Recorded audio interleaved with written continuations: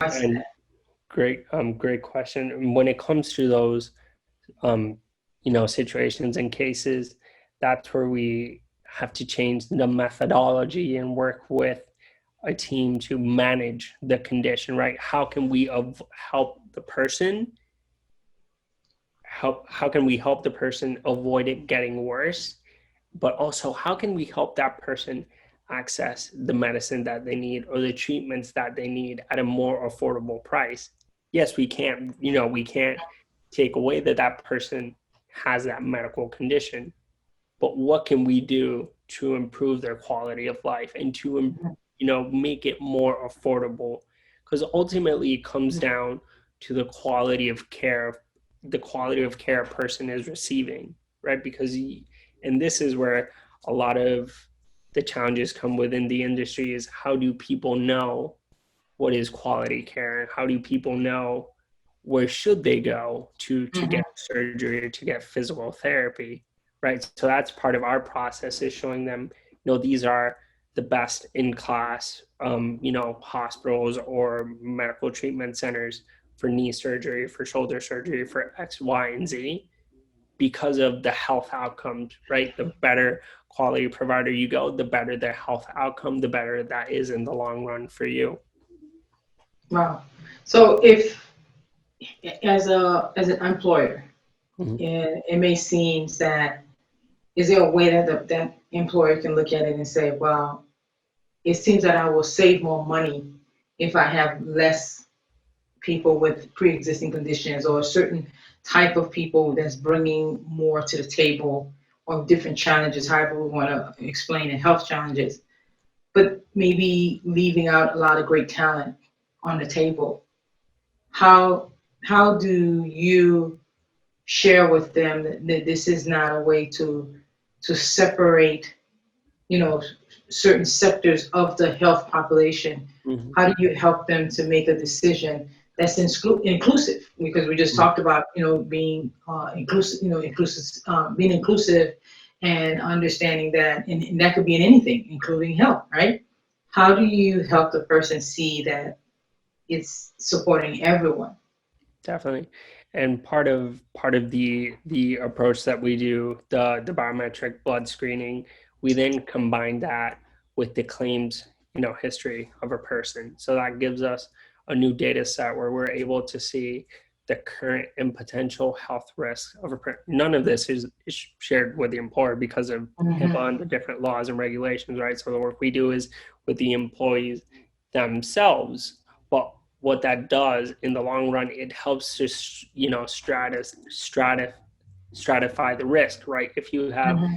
a pool of healthy employees, then you can, right, because you're never going to truly know as an employer the health of an employee, because if you start trying to do it through metrics such as age, or what, there's so many factors that you can take in, Hmm.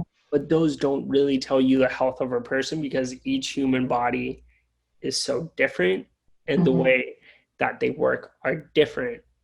But what we can do is we can prevent them from getting worse and prevent them from escalating by putting in proactive methodologies that help your employees. So I think that the biggest argument, or the reasoning that we work with employers with, is this isn't, as you're funding your health plan, there are measures that we take and measures we implement, so your risk is limited, right? Or that there is, and Hmm. it's in our world, it's called stop loss health insurance. So there's insurance that covers the insurance that they are already paying for. So there are different measures and mechanisms we put in place on top of already proactive things such as health coaches and functional medicine doctors, to really give an employer this understanding that what they're taking on will be sustainable in the long run. Wow. Well, and then if you had to share, those who are listening, what advice would you, share with them in regards to just health, insurance and taking care of their health overall. I think the number one thing that I would share when it comes to healthcare and health insurance is that there are so many different ways. One of the most interesting ways that I've seen is called direct primary care. So you pay a monthly subscription to go to a doctor. But Mm-hmm. what's interesting about that is that under that fee, everything is covered, and different doctors cover different things.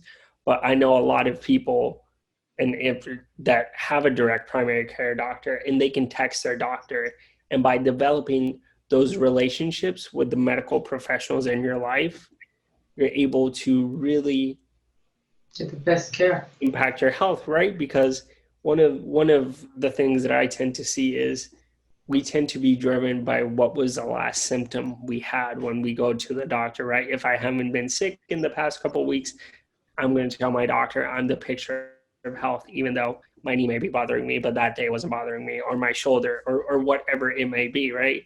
So if Mm-hmm. by giving them these different resources and tools where they become consumers and they understand their health, they can develop more powerful relationships with their doctors that help them take control of their health. Mm. That's it's interesting that that is even happening, right? And where you're able to text a doctor because now usually you have to go through the office and the office manager, make an appointment, all of those things. So if that would be a nice way of connecting with your medical doctor and to ensuring that to help support living a healthier life. So that would be great. Of Yeah. course, it's not something that happened. That's not a typical type of relationship anyway. But if it's heading in that direction, that would be great. Yeah, because definitely from what we've seen is medical doctors, they want to develop more personal relationships with the Hmm. people that they're serving and taking care of. And kind of, it's truthful, right? Because the doctors who do that type of a methodology and payment system will have to, have a limit of patients that they can see in order to be able to offer that, that type of service. So I think one of the most interesting trends that I'm excited about is seeing how we can scale that and how we can really offer value-based care to people so that they receive the highest quality care at the most affordable price. That's awesome. Any last advice that you would have for those who are learning from you about healthcare and their health, and just being more of a participant of taking care of themselves? Any last advice? I think my advice would center around the power of a mindset, and I think about one of my favorite quotes by A. Milne, the writer of Winnie the Pooh, who says, "You're braver than you believe, and stronger than you seem, and smarter than you think." So it's a lot of the challenges that come our way are Hmm. outside of our control. But what matters most is the actions we take to rise above them. So when it comes to our health or our work or our, personal life, mindset and gratitude will transform your life for the better. I love it. And if anyone wanted to connect with you, Francisco, how can they do that? So you can connect with me on LinkedIn, Francisco Oller Garcia, MBA, as well as Twitter and Instagram, where my handle is Vitamin Cisco, because my friends tend to tell me, because of my optimism and my positivity, that it's kind of they've received their vitamin for the day. That's fantastic. I love that. I love Vitamin Francisco. That's great. That sounds like you should do it like so every day. Give everyone their vitamins every day. Absolutely. Fantastic. Well, thank you so much for stopping by and sharing just a little bit more about how we can take a little more ownership to our health. Thank you, Carla. It was a pleasure sharing a bit of my journey, and I hope to hear from everybody, at least a few. And I'm sure you will, because this is a big topic about how we take care of ourselves, how we take care of others, and really having an awareness of how, if we can improve something, this is the time to do it. Mm-hmm. Thank you. Thank you. Well, everyone, as you see, as Vitamin Francisco have mentioned, this is the time to take care of ourselves, to have that awareness of knowing that we can do better. Just sometimes, just a little bit adjustment, and understanding that not only sometimes that it'll take care of us, but it can take care of someone around us. So, with that, I look forward to seeing you in our next episode. Thank you for stopping by at Your Inspired Journey.